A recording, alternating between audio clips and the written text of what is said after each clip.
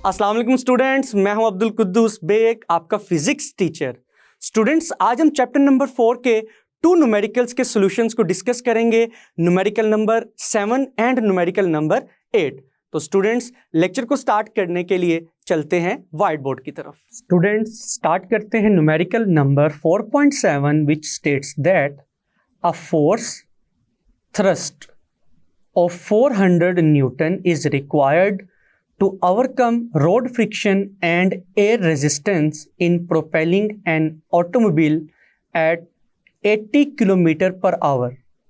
What power in kilowatt must the engine develop? Dear students, ये numerical भी बहुत ही simple है। तो स्टूडेंट्स, न्यूमेरिकल को सॉल्व करने के लिए हम सबसे पहले गिवन डाटा लिखेंगे। तो स्टूडेंट्स, जैसा कि स्टेटमेंट में गिवन है, the value of the force which is also called thrust, इसे हम F से रिप्रेजेंट करेंगे और इसकी वैल्यू है 400 Newton. Now students, the value of the speed of the automobile is also given. तो हम लिख सकते हैं the speed of the automobile which can be represented by V is equal to 80 kilometre per hour. लेकिन students, आपको मालूम है कि स्पीड का ऐसा यूनिट है मीटर पर सेकेंड्स। तो 80 किलोमीटर पर आवर को मीटर पर सेकेंड में कन्वर्ट करने के लिए हम 80 को 1000 से मल्टीप्लाई करेंगे और 3600 से डिवाइड करेंगे, because students there are 1000 metres in 1 kilometre and 3600 seconds in 1 hour। तो स्टूडेंट्स, हमारा यूनिट आएगा मीटर पर सेकेंड। तो स्टूडेंट्स, जब हम 80 को 1000 से मल्टीप्लाई करवाने के बाद 3600 से डिवाइड करवाएंगे, तो स्टूडेंट्स हमारा रिजल्ट आएगा 22.22 मीटर पर second. Now students, given data लिखने के बाद हमारी नेक्स्ट हेडिंग होगी टू फाइंड की what is required in this numerical. Students, we have to find the power of the engine. तो यहां पर हम लिखेंगे power P of the engine is required. Now students, power की वैल्यू को calculate करने के लिए हम कौन सा फॉर्मूला यूज करेंगे? तो स्टूडेंट्स, पावर की बेसिक डेफिनेशन है the rate of doing work. आपके माइंड में मे बी ये फॉर्मूला आए, power is equal to work done divided by time T. लेकिन स्टूडेंट्स, हमने चैप्टर नंबर 4 में पावर का एक और फॉर्मूला डिराइव किया था इन टर्म्स ऑफ वेलोसिटी। तो स्टूडेंट्स, वो फॉर्मूला क्या था? Power P is equal to the dot product of force F and velocity और स्पीड V। तो स्टूडेंट्स, जब हम डॉट को रिमूव करेंगे तो हम लिखेंगे FV cos theta. Now students, इस इक्वेशन को हम इक्वेशन नंबर 1 कह सकते हैं। इक्वेशन नंबर 1 को हम यूज करेंगे पावर की वैल्यू को कैलकुलेट करने के लिए।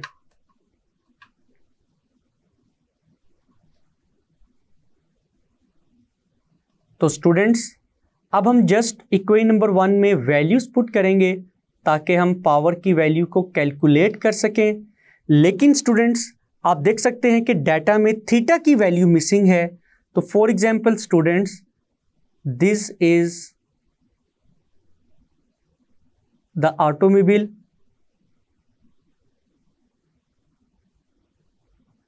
जो कि टुवर्ड्स राइट मूव कर रही है with a speed of v। तो स्टूडेंट्स, जिस डायरेक्शन में ऑटोमोबाइल की स्पीड होगी उसी डायरेक्शन में फोर्स अप्लाई होगी इंजन की तरफ से। तो स्टूडेंट्स, आप देख सकते हैं कि फोर्स और स्पीड और वेलोसिटी दोनों पैरेलल हैं। तो स्टूडेंट्स, इस केस में थीटा की वैल्यू हम क्या कंसीडर करेंगे? 0 डिग्री। तो स्टूडेंट्स, अब हम अपनी नेक्स्ट हेडिंग लिखेंगे सॉल्यूशन की।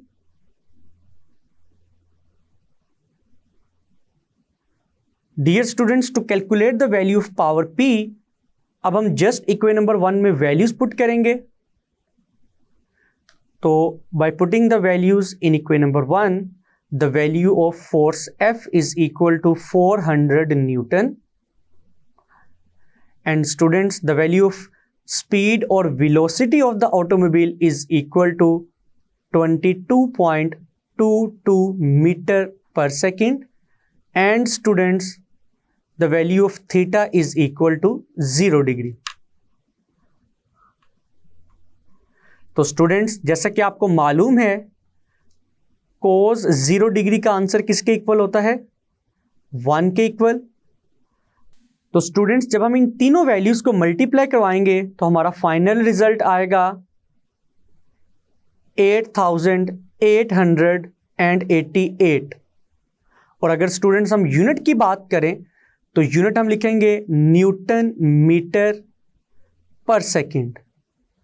नाउ स्टूडेंट्स, अगर हम पावर के यूनिट की बात करें तो आपको मालूम है पावर का ऐसा यूनिट है वॉट, जो कि किसके इक्वल होता है?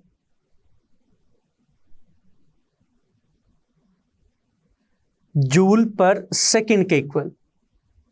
तो स्टूडेंट्स, जूल किसके इक्वल होता है? न्यूटन मीटर के इक्वल।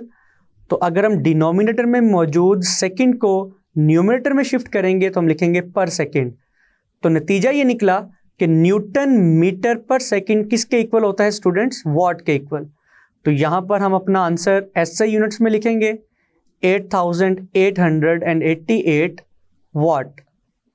लेकिन स्टूडेंट्स, स्टेटमेंट में मेंशन था कि हमने इंजन की पावर की वैल्यू को कैलकुलेट करना है इन किलोवाट। तो स्टूडेंट्स, अपने फाइनल आंसर को किलो में कन्वर्ट करने के लिए हम अपने फाइनल आंसर को 1000 से डिवाइड करेंगे।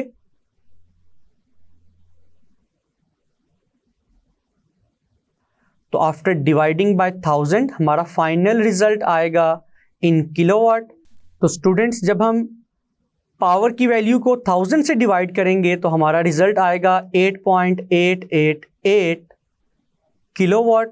और अगर हम इस आंसर को राउंड ऑफ करें तो हमारा फाइनल रिजल्ट आएगा 8.9 kilowatt. Dear students, this is the final result of the power of the engine in kilowatt, which is equal to 8.9। तो स्टूडेंट्स, आपने देखा कि किस तरह से हमने इंजन की पावर को कैलकुलेट किया by using the formula of the power in terms of velocity v। Dear students, ये था न्यूमेरिकल नंबर 4.7 का सॉल्यूशन। डियर स्टूडेंट्स, स्टार्ट करते हैं numerical number 4.8, which states that how large a force is required to accelerate an electron whose mass is 9.1 into 10 raised to power minus 31 kilogram from rest to a speed of 2 into 10 raised to power 7 meter per second through a distance of 5 centimeter. Very simple numerical students, लेकिन सबसे पहले हम given data लिखेंगे।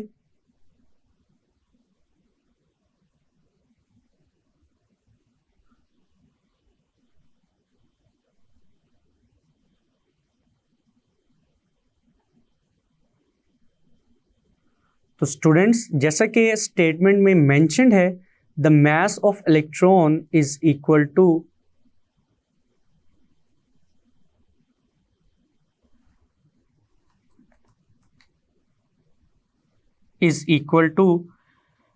9.1 into 10 raised to power minus 31 kilogram.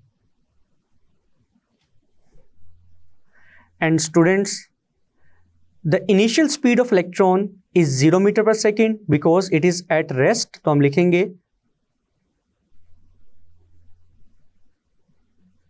initial speed of electron, जिसे हम vi से represent करेंगे, and it is equal to 0 meter per second.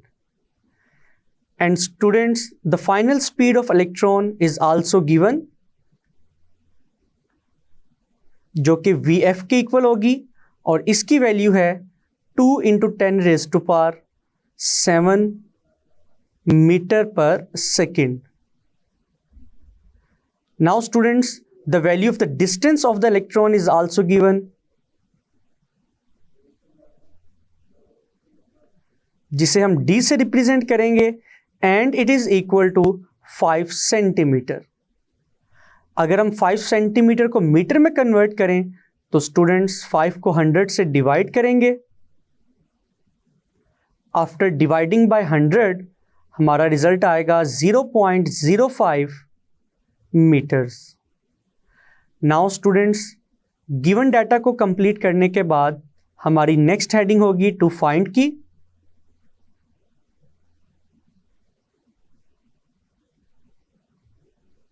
तो स्टूडेंट्स, जैसा कि स्टेटमेंट में मेंशन्ड है, we have to find the value of force which is required to move the given electron.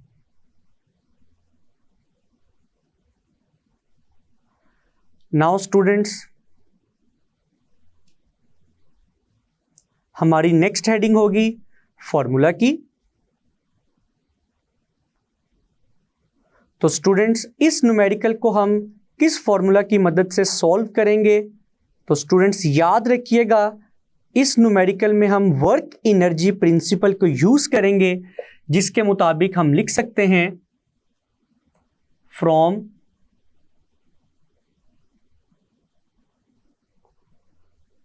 Work energy principal we can write that the work done on a body is equal to change in its kinetic energy. तो students, work done किसके equal होगा? The product of force and displacement और distance. Change in kinetic energy किसके equal आएगी?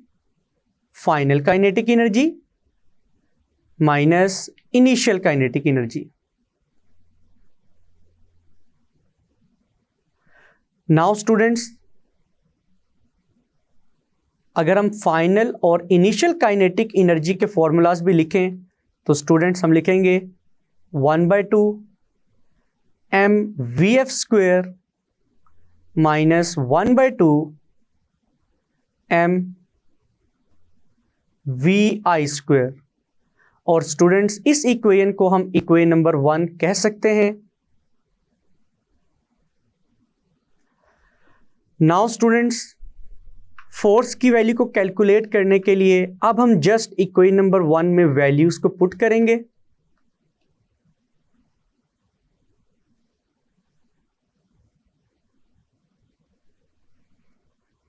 तो students, हमारी next heading क्या होगी? सॉल्यूशन की।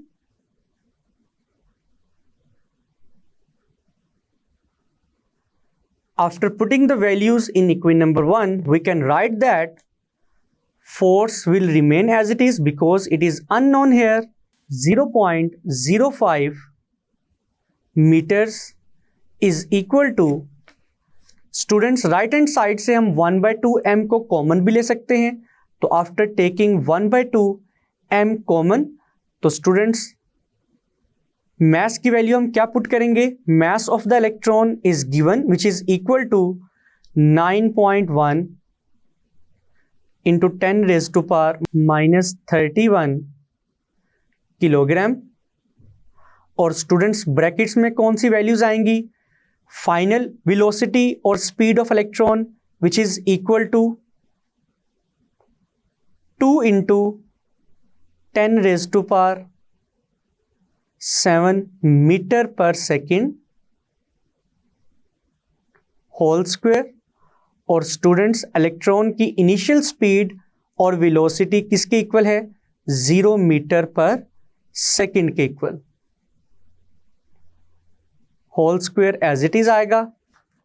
Now students, left hand side में मौजूद वैल्यूज फिल वक्त एज इट इज ही रहेंगी।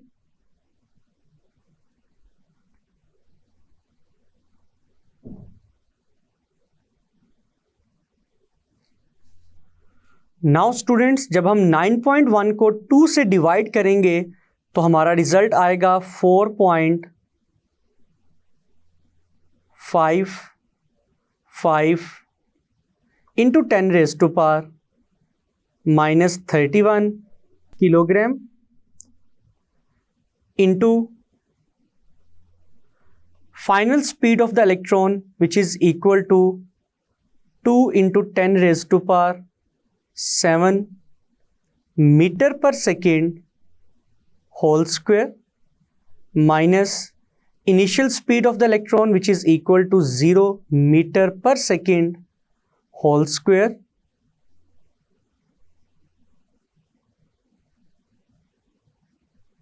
नाउ स्टूडेंट्स, लेफ्ट हैंड साइड में मौजूद वैल्यूज फिल वक्त एज इट इज ही रहेंगी।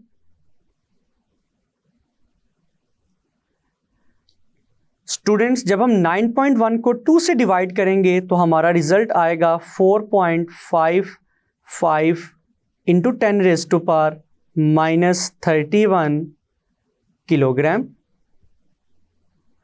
नाउ स्टूडेंट्स, जब हम 2 का स्क्वायर लेंगे तो हमारा रिजल्ट आएगा 4 इंटू 10⁻⁷ का स्क्वायर लेंगे तो हम लिखेंगे इंटू 10⁻14। और अगर यूनिट्स की बात करें तो स्टूडेंट्स हम लिखेंगे मीटर स्क्वायर पर सेकेंड स्क्वायर। नाउ स्टूडेंट्स, जैसे कि आपको मालूम है 0 का स्क्वायर 0 ही होता है, तो इस वैल्यू को हम इग्नोर करेंगे। नाउ स्टूडेंट्स, जब हम राइट हैंड साइड में मौजूद तमाम वैल्यूज को मल्टीप्लाई करेंगे, मीन्स दैट जब हम 4.55 इंटू 10⁻⁻31 को 4 इंटू 10⁻14 के साथ मल्टीप्लाई करवाएंगे तो हमारा रिजल्ट आएगा 18.2 इंटू 10⁻⁻17। और स्टूडेंट्स, यूनिट्स क्या आएंगे? किलोग्राम मीटर स्क्वायर पर second square. Now students, force की वैल्यू को कैलकुलेट करने के लिए लेफ्ट हैंड साइड में मौजूद 0.05 मीटर्स को हम राइट हैंड साइड में शिफ्ट करेंगे तो ये डिनोमिनेटर में आएगी वैल्यू।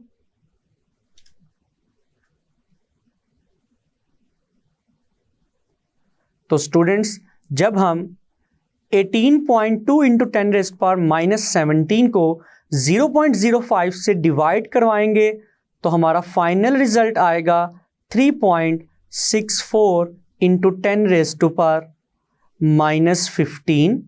और अगर स्टूडेंट्स यूनिट की बात करें तो स्टूडेंट्स 1 मीटर से कैंसिल होगा तो रिमेनिंग यूनिट्स क्या आएंगे स्टूडेंट्स? किलोग्राम मीटर पर सेकेंड स्क्वायर, जो कि आपको मालूम है किसके इक्वल होते हैं? न्यूटन के इक्वल। तो स्टूडेंट्स, फोर्स की फाइनल वैल्यू न्यूटन में किसके इक्वल आएगी? 3.64 into 10⁻⁻15 Newton. Now students, this is the final result of the force which is required to move an electron of mass 9.1 into 10⁻⁻31 kilogram. तो students, आपने देखा कि किस तरह से हमने इस न्यूमेरिकल को सॉल्व किया by using the concept of work energy principal which states that work done on an object is equal to its change in kinetic energy। तो स्टूडेंट्स, ये था न्यूमेरिकल नंबर 4.8 का सॉल्यूशन। जी स्टूडेंट्स, जैसे कि आपने देखा कि आज के लेक्चर में हमने numerical number 7 and numerical number 8 के सॉल्यूशंस को डिस्कस किया है। तो मैं उम्मीद करता हूं कि इन दोनों न्यूमेरिकल्स के सॉल्यूशंस आपको बहुत अच्छे से समझ आए होंगे। स्टूडेंट्स, इनको अच्छे से प्रिपेयर कीजिएगा। मिलते हैं नेक्स्ट लेक्चर में। अपना ख्याल रखिएगा। अल्लाह हाफिज़।